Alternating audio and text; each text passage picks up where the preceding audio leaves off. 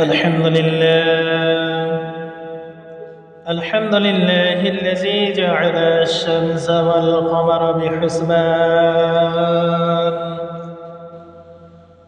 والنجم والشجر يسجدان وفضل زمانا على زمان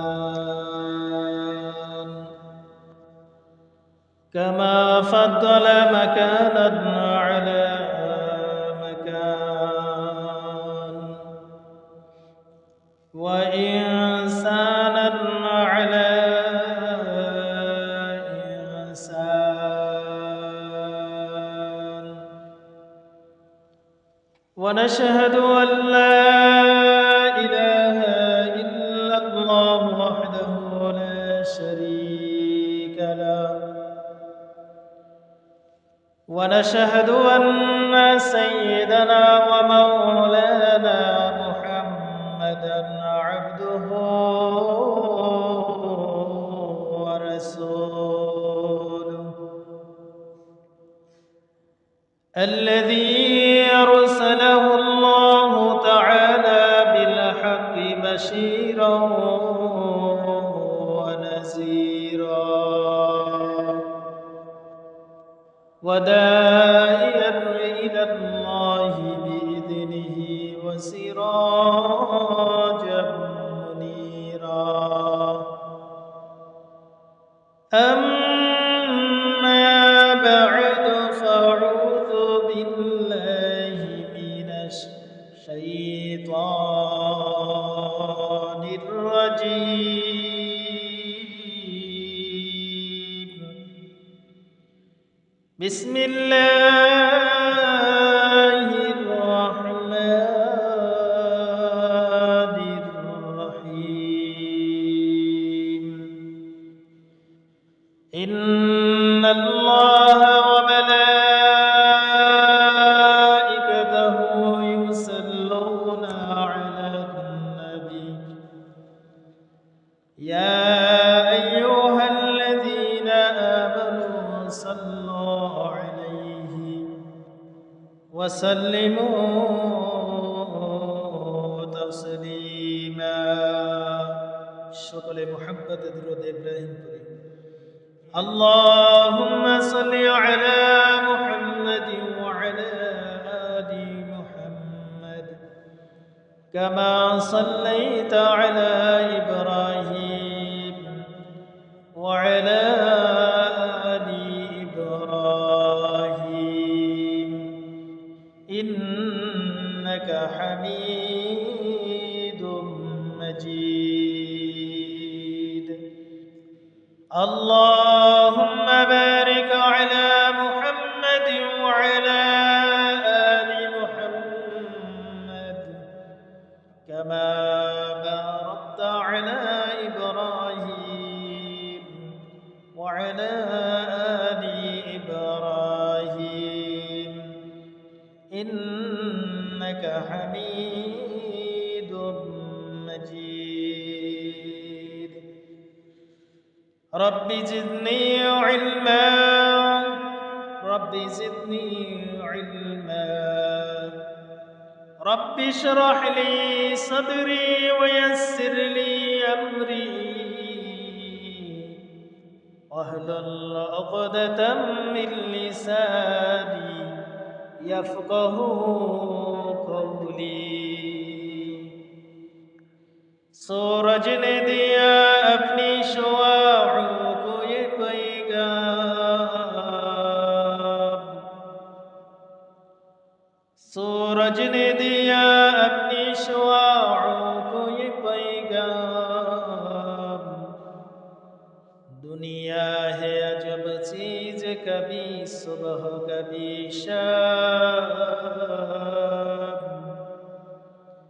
दुनिया है अजब चीज कभी सुबह कभी शाम दुनिया में हो दुनिया का तलबगार नहीं हो बाजार से गुजर हो खरीदार नहीं हो बाजार से गुजर हो खरीदार नहीं हो। আলহামদুলিল্লাহ।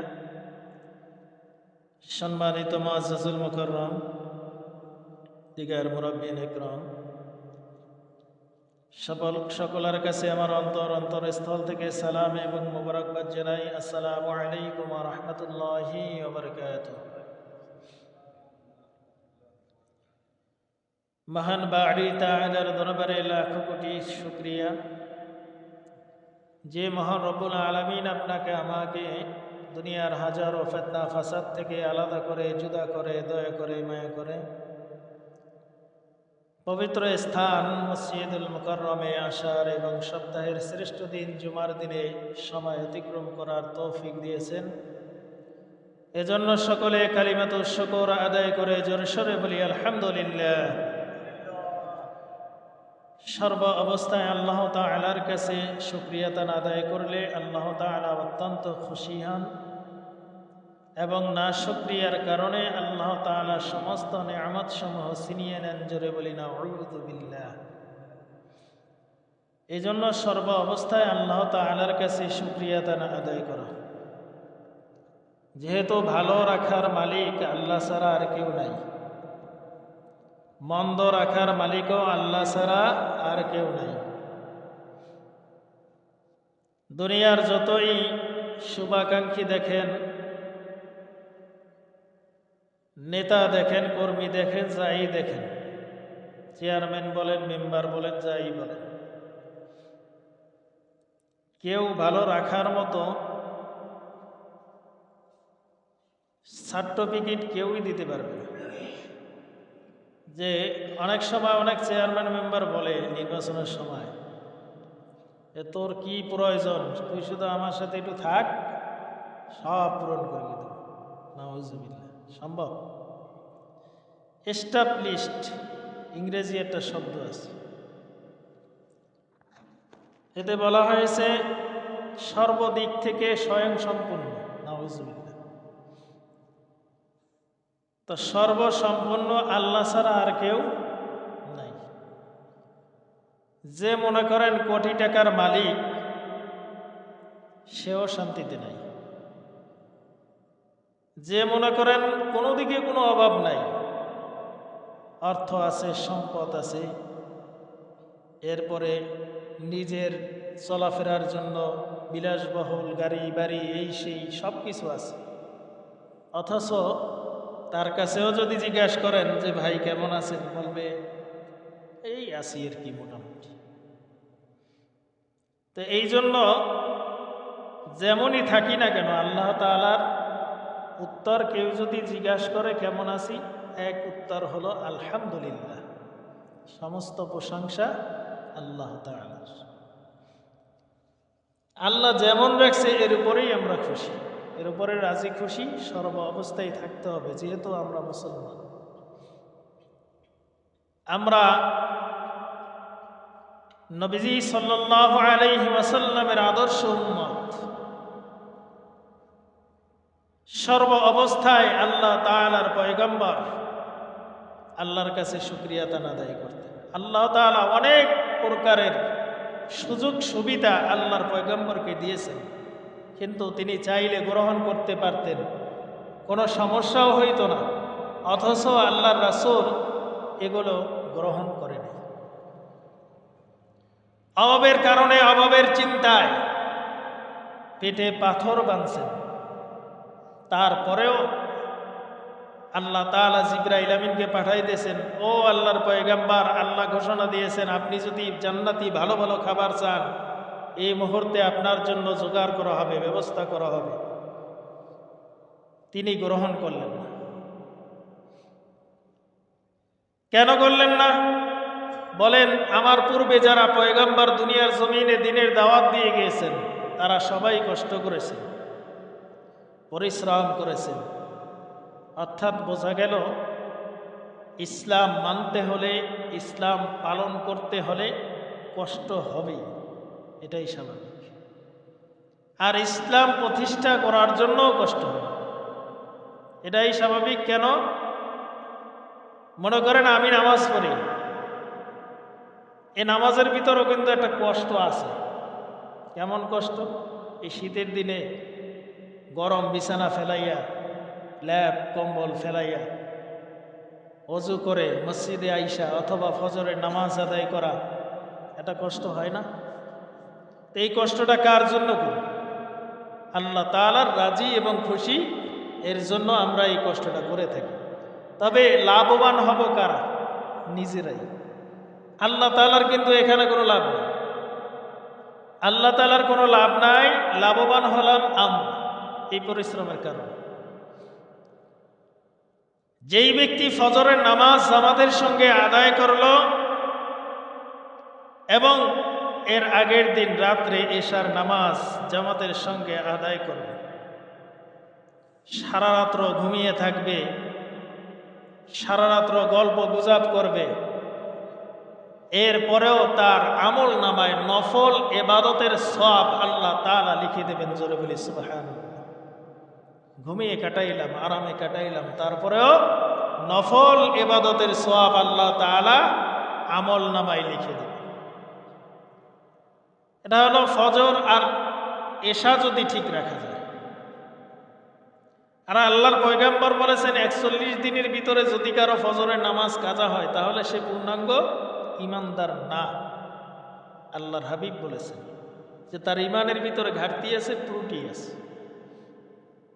ইমানের স্তর হলো ৭৭টি। এই ৭৭টি স্তরের ভিতরে সর্বনিম্ন হলো রাস্তার মধ্যে একটা কষ্টদায়ক কোনো বস্তু ফেলে দেখা, ফেলানো, এইটা উঠাইয়া অন্য নির্জন জায়গায় ফেলানো যেখানে মানুষের চলাফেরা নাই। এটা হলো নিম্ন স্তরের ঈমান। তো এই জন্য আল্লাহ তাআলার দরবারে যেমনই থাকি না কেন শুকরিয়া আদায় করি। দুনিয়ার কেউ কাউকে ভালো রাখার মালিক না। এই যারা মনে করেন দল করে, এই করে, সেই করে, মনে করে আমার নেতা থাকলে আর কিছু লাগবে না। নেতার জন্য ৩৬টা ছুরির কোপ খাইতেও রাজি।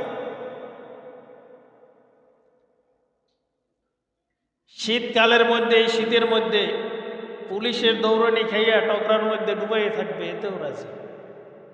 অথচ একটু উজু করতে গেলে ঠান্ডা, শীত, ওরে বাবা খুব ঠান্ডা, প্রচুর ঠান্ডা, সম্ভব না, নামাজের ধারে কাছেও যাই না। এরকম প্রমাণ যদি চান বাংলাদেশের জমিনে বহুত দেওয়া যায় যে নেতার জন্য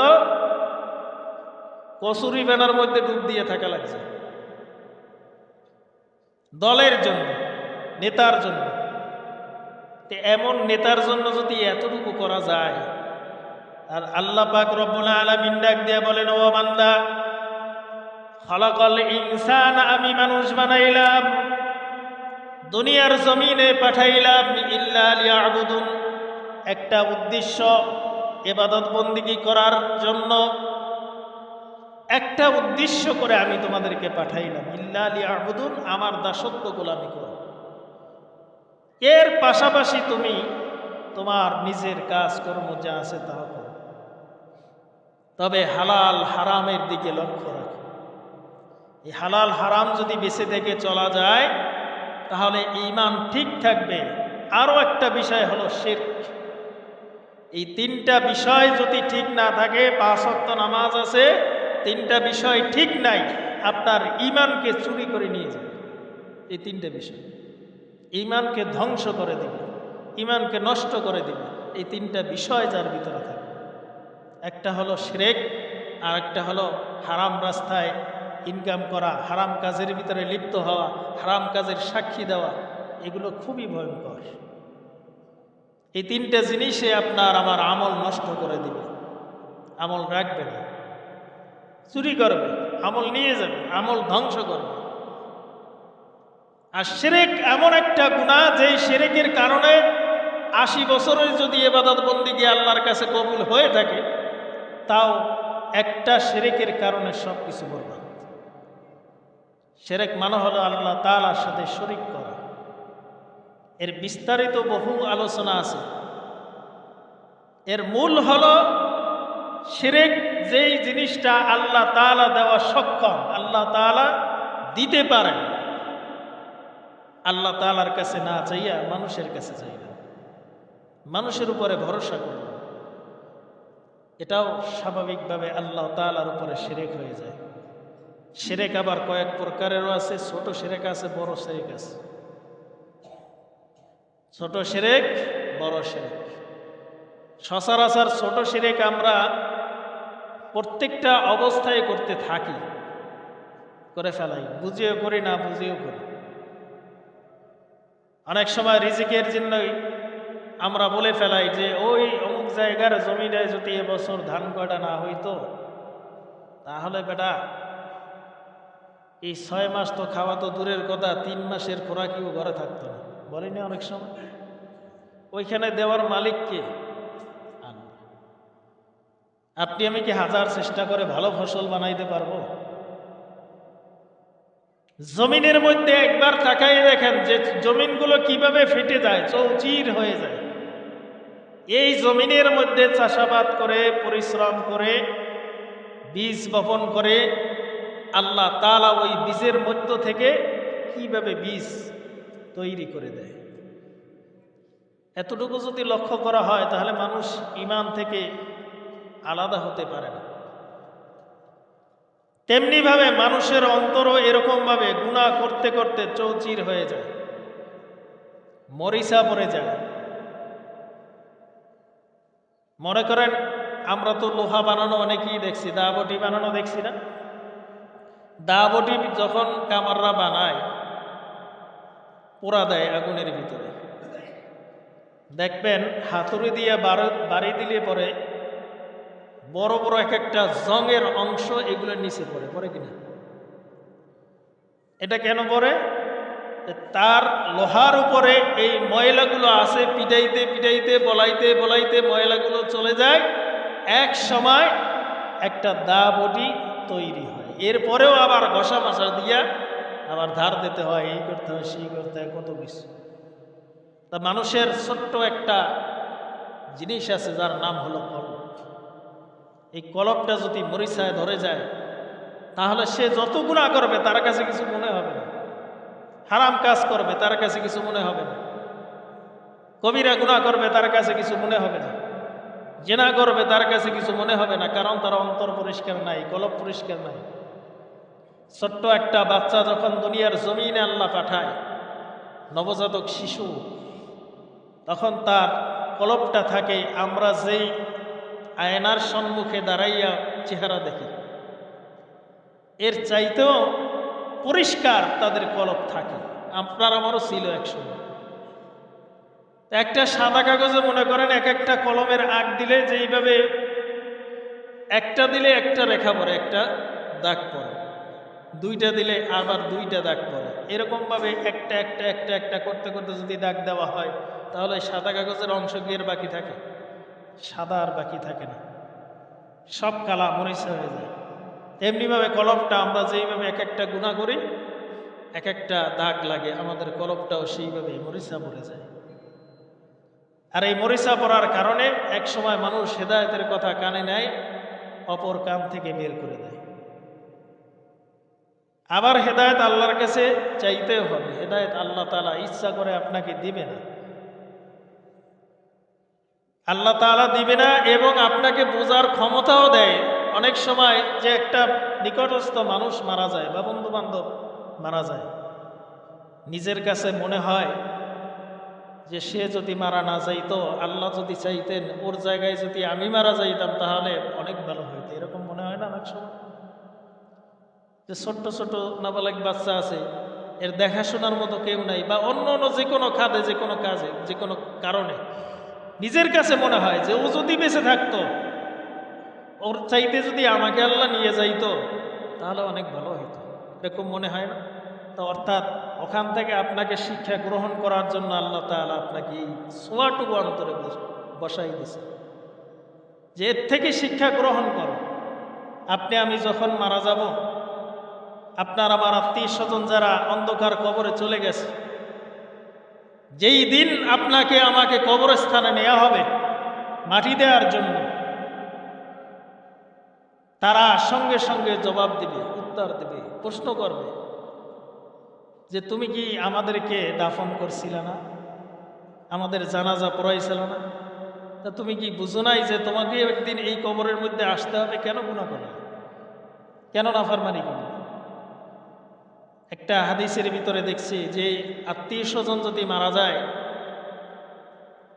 আর তার আত্মীয় স্বজন মারা যাওয়ার পরে তারা যদি জান্নাতি হয়ে থাকে, মনে করেন আমার মা মারা গেছে, আমার মা মারা গেছে, আমি যদি ঈমান নিয়ে কবরে যাইতে পারি আর যদি সে জান্নাতি হয়ে থাকে, তাহলে আল্লাহ তাআলা তাকে এমন একটা অবস্থান দিবেন যে সে জান্নাতি ফুলের মালা নিয়ে বসে থাকবে আমার সামনে। কবরে তাদেরকে গ্রহণ করবে যদি ঈমান নিয়ে যাইতে পারে।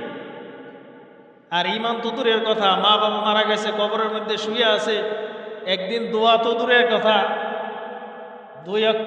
এক ওয়াক্ত নামাজ পড়াও তার জন্য দোয়া করে না, এমন সন্তানও দুনিয়ার জমিনে আছে। জুমার দিন, প্রতি জুমার দিন, এই দুনিয়া যেদিন শেষ হবে কিয়ামতের পরে, প্রত্যেকটা জুমায় আপনাকে আমাকে আল্লাহ তাআলা দাওয়াত খাওয়াবেন, দাওয়াত, জান্নাতি খাবার দিয়ে দাওয়াত খাওয়াবেন। এই দুনিয়ার সাধারণ খাবার না, জান্নাতি খাবার থাকবে। সব কিছু, এক একটা খাবারের ভিতরে 70 প্রকারের স্বাদ থাকবে এক একটা খাবারের ভিতরে। তা আল্লাহ তাআলা আপনাকে আমাকে এরকমভাবে প্রতি জুমায় মেহমানদারি করাবেন। অন্য একটা হাদিসে দেখা হয়েছে যে আপনার আমার আত্মীয় স্বজন যারা মৃত্যুবরণ করে তাদের জন্য জান্নাতে প্রতি জুমার দিন হাট বসানো হয়। যারা জান্নাতি, একে অপরের সাথে দেখা হয়, কথা হয়। আমরা যেমন হাট বাজারে বের হইলে দেখা হয়, কথা হয়, তেমনিভাবে তাদের সাথেও কথা হয়, তারা দেখা করে, কথা বলে। আর যদি জাহান্নামী হয়ে থাকে তাহলে তাদের সাথে দেখা হবে না। আবার জান্নাত জাহান্নাম দুইটাই পাশাপাশি। হাদিসে লেখা হয়েছে জান্নাতের মধ্যে কেমন শান্তি তারা উপভোগ করতেছে, জাহান্নামীরা দেখতে পারবে, আফসোস করবে। একই মহল্লার মানুষ আমরা, একই মহল্লার মুসল্লি, একই জায়গায় নামাজ পড়েছি, একইভাবে চলাফেরা করছি, এর মধ্য থেকে দেখা যাবে দুইজন মারা গেলাম, একজন জাহান্নামী, একজন জান্নাতি। একজন আর একজনকে জিজ্ঞাসা করবে, ব্যাপারটা কি, তোমার অবস্থা এমন কেন? জান্নাতি ব্যক্তি জাহান্নামীকে জিজ্ঞাসা করবে যে তোমার অবস্থা এমন কেন, তুমি তো আমাদের সাথেই ছিলা, আমাদের সাথে নামাজ কালাম আদায় করছো, তাহলে তোমার অবস্থা এমন কেন, তুমি কেন জাহান্নামের ভিতরে নিক্ষিপ্ত হলো? আমাদের সাথে এক কাতারে নামাজ পড়লা, আমাদের সাথে চললা, ওয়াজ মাহফিলে গেলা, সব কিছুই ঠিক আছে। তখন সে নিজেই বাক্যে উত্তর দিবে যে আমার আকীদা ঠিক ছিল না, অর্থাৎ আমার ঈমানকে আমি হেফাজত করতে পারিনি। 5 ওয়াক্ত নামাজ ঠিক রাখতেছি, নামাজ পড়তেছি, 3টা জিনিস থেকে যদি হেফাজত না থাকা যায়, ঈমান আস্তে আস্তে আস্তে আস্তে করে নষ্ট হবে। একটা হলো শিরক, আর 2টা হলো হালাল এবং হারাম। এই 2টা জিনিস হিসাব করে চলতে হবে। আল্লাহ তাআলা কোরআনের কেমন মূল্য দিয়েছেন যে কোরআন যারা শিক্ষা করে, মান করাল কোরআন ফাস্তাজহারাহু ফাআহাল্লা হালালাহু ওয়া হাররামা হারামাহু। মান করাল কোরআন, যারা কোরআন তেলাওয়াত করে এবং কোরআন শিক্ষা করে, মানুষকে শিক্ষা দেয়, ফাআহাল্লা হালালাহু ওয়া হাররামা হারামাহু, হালাল এবং হারাম এই 2টা পার্থক্য করে চলতে পারে, তাদেরকে কাল কিয়ামতের ময়দানে পুরস্কার দেওয়া হবে। আল্লাহর হাবিব বলেছেন হাদিস শরীফের ভিতরে, ফাআহাল্লা হালালাহু ওয়া হাররামা হারামাহু আদখালাহুল্লাহুল জান্নাহ, তাদেরকে জান্নাতে প্রবেশ করানো। এবং তাদের জান্নাতে প্রবেশ করানো এতটুকু শেষ নয়, ওয়াশাফাউ ফি আশরাতিন মিন আহলি বাইতিহি কুল্লুহুম কদ ওয়াজাবাত লাহুমুন নার, তাকে পারমিশন দেওয়া হবে, ওয়াশাফাউ সুযোগ দেওয়া হবে তাকে সুপারিশ করার জন্য, মিন আহলি বাইতিহি তার পরিবারের মধ্য থেকে, আত্মীয় স্বজনদের মধ্য থেকে 10 জনকে সুপারিশ করার সুযোগ আল্লাহ তাআলা দিবেন। সুবহানাল্লাহ বলবেন না। কিন্তু আমি কোরআন শিখলাম, কোরআন জানলাম, কোরআন পড়লাম, হালাল হারাম পার্থক্য করে চলতে পারলাম না। এর জন্য নয় যে হালাল হারাম পার্থক্য করে চলতে পারবে তাকে আল্লাহ তাআলা জান্নাতে প্রবেশ করাবে এবং তাকে এই ধরনের সুযোগ দেওয়া হবে 10 জনকে সুপারিশ করে সে জান্নাতে নিতে পারবে। তবে এই 10 জন আবার কেমন? কদ ওয়াজাবাত লাহুমুন নার, যাদের উপরে জাহান্নাম সাব্যস্ত করা হয়েছে, জাহান্নামের আগুন যাদের উপরে সাব্যস্ত করা হয়ে গেছে, জাহান্নাম যাদের জন্য নির্ধারিত করা হয়েছে, এমন ব্যক্তির মধ্য থেকে 10 জনকে সুপারিশ করে সে জান্নাতে নিতে পারবে। এই জন্য কোরআনকে মহাব্বত করা আপনার আমার প্রত্যেকটা মানুষের দরকার। কোরআন অনেকে পড়তে জানি, আস্তে পড়ি আর জোরে পড়ি, যেভাবেই পড়ি, ওই যে বছরের আগে ধরছি আর কোরআনের ধারে কাছে যাই। এই জন্য কিয়ামতের পূর্বে যেদিন কিয়ামত শুরু হবে এর একটা সময় এমন থাকবে যে মানুষ একজন একজন এরকমভাবে দেখবে যে ভোর আর হইতেছে না। সকাল 11টা বেজে যাবে, 12টা বেজে যাবে, 1টা বেজে যাবে, 2টা বেজে যাবে, অন্ধকার দূর হবে না। ওই অন্ধকারটা কতদিন রাখবে এটা আল্লাহ তাআলাই নিজে জানেন। এর কোনো ব্যাখ্যা দেওয়া হয় নাই যে এতদিন পর্যন্ত থাকবে, কতদিন থাকবে এটা আল্লাহই ভালো জানে। এই অন্ধকারটা এইরকম দেখার পরে মানুষ একজন আরেকজনের কাছে দৌড়াবে। ব্যাপারটা কি, ঘটনা কি?